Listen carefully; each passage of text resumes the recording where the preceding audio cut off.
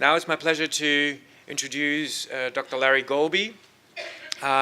He is also chair of the Scientific Advisory Board at PSP and is also the medical director at PSP.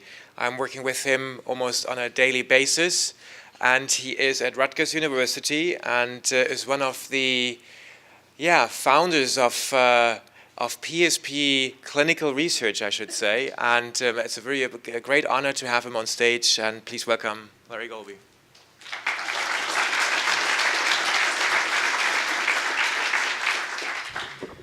Thank you, Alex.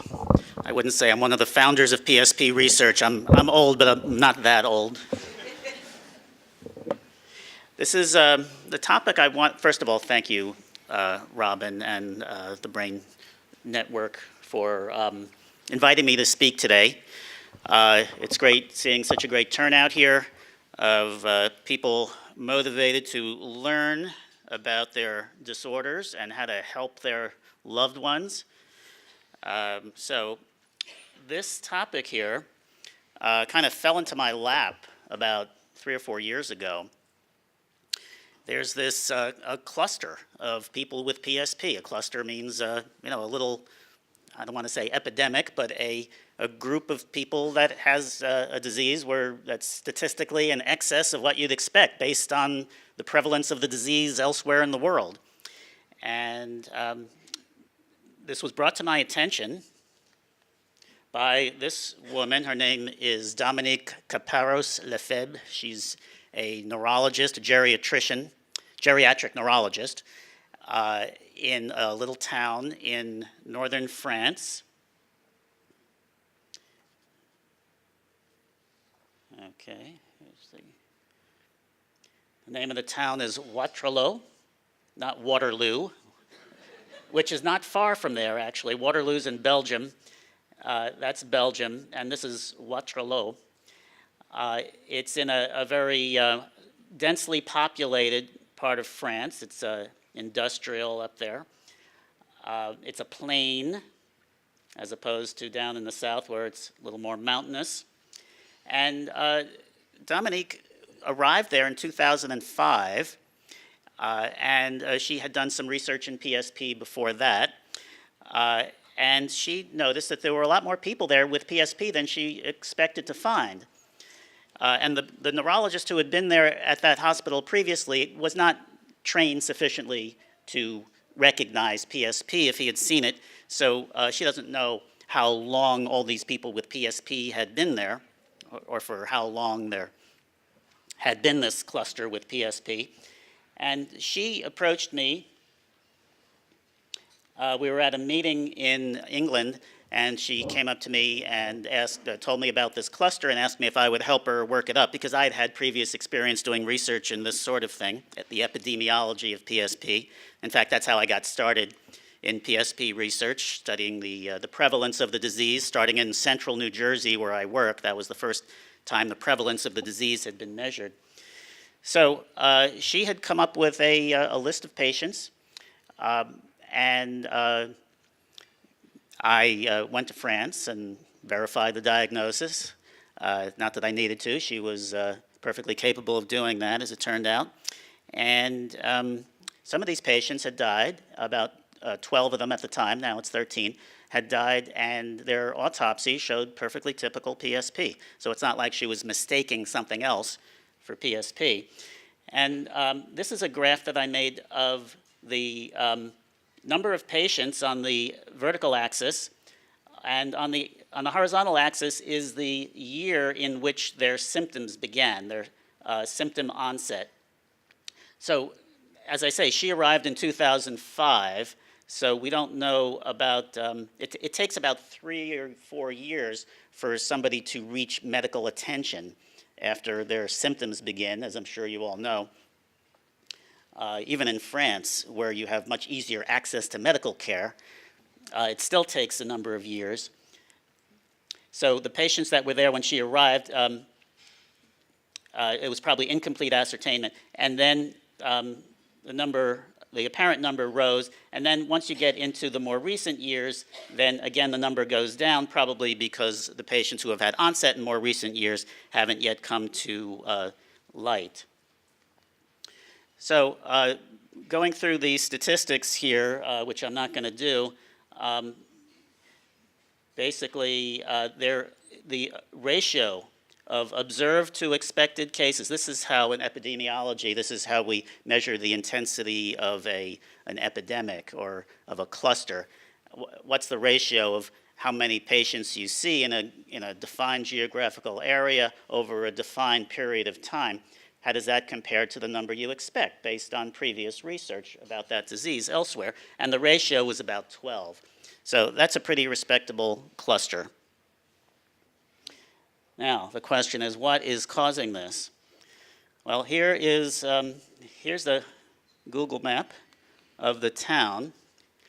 Here's a highway. Here's Belgium over here. It's very close to the Belgian border. And this is a canal that was built in the early 1800s, just like all the canals were built in the eastern United States at that time, before railroads. That was the way to get industrial and agricultural goods around. And this box here is where there was an industrial site that was built in the early 1900s. It processed ore, metal ore that was brought in mostly from Russia through the North Sea, put on barges, went down through Belgium and barged over to this spot where they unloaded the ore and they processed it in factories that were in that little area. And when they extracted as much of the valuable metal as they could, they dumped whatever was left, which still had plenty of metal. It was just no longer economical to extract it all. They just dumped it right in their backyard. In a residential area of town, this was. So you can see all the streets here and everything, that people are living there. So there were these huge piles, and I'm talking huge, like 200 yards long by 50 yards wide and maybe 3 stories tall. They're called slag heaps. Here's a better picture. Here's the canal. Here is this is where the factories were. And this is the hospital where Dr. Caparros-Lefebvre worked. And this is the main hospital for this whole area of several towns. And each black dot is where one of the patients with PSP lived. The numbers in the dots, which I'm sure you can't read, just refer to the order in which they were discovered. So as you see, most of the patients clustered around the hospital in these clustered around the factory site in these 2 towns, Waterloo and Liers. The nearest big city is Lille, which is about,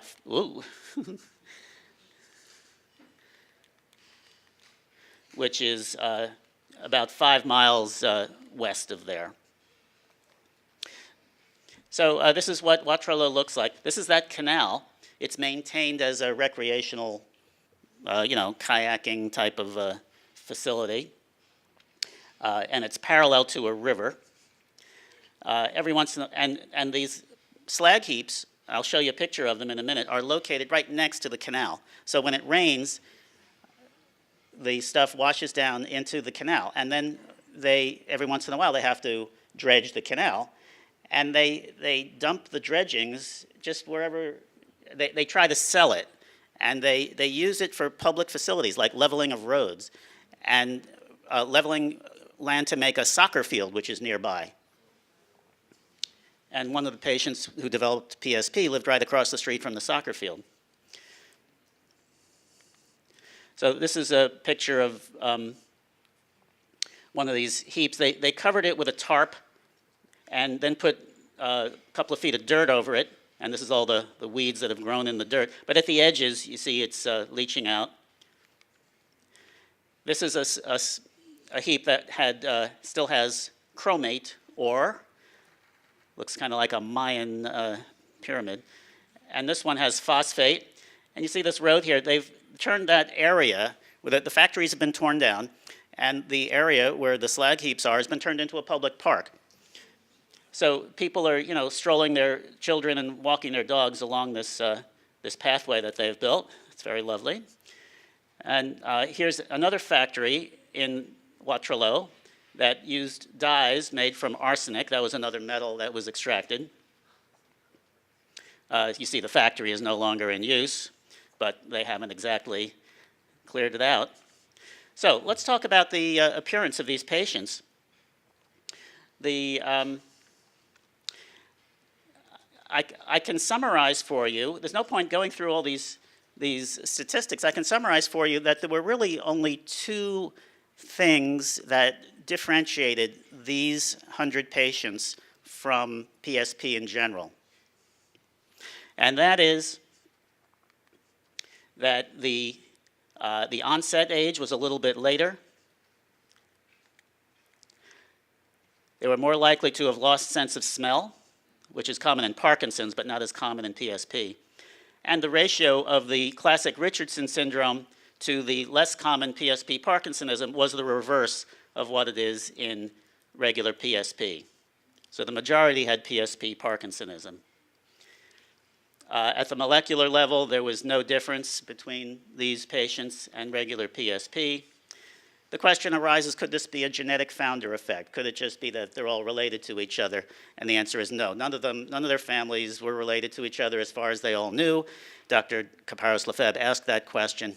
And in fact, 7 of the 100 were Algerian French. They had been born in Algeria and moved to France, so they were quite distantly related. So this could be, these are the main candidates for the metals that might be causing this. I mentioned all this before. There's the runoff, the use of the slag, and people would grow vegetables in their yards. Every 15 years or so, there was enough rain that the river and the canal would flood the entire town, and the stuff would just sediment over the whole town. And then people in France, they love their fresh vegetables, and they grew vegetables in their yards. And so we've analyzed vegetables for the metals and found quite a high concentration. So what are we doing now? The Battle of Waterloo, I'll call it. We are analyzing all these samples for metals. We are trying to compare addresses of people where they worked and where they lived over their entire lives to see if there was some confluence of particular type of exposure. We are trying to collect blood, urine, household dust, and hair and nails to analyze metals, but the authorities in France are resisting fiercely. They don't want us paying any attention to this. They say pay no attention to that man behind the curtain. We want to do genetic analyses to see if try to figure out why everybody in the town isn't coming down with the PSP, just like not everybody in California comes down with PSP. There might be a genetic issue, even though it's not obvious. And we are also doing a project that I'm doing with a neuroscientist here at UCSF to see if maybe we can, in a dish, test which metals are the most toxic to neurons that are grown from stem cells. And that is being done by Amy Cowell. And this is the list of people that I'm working with. And thank you for your attention.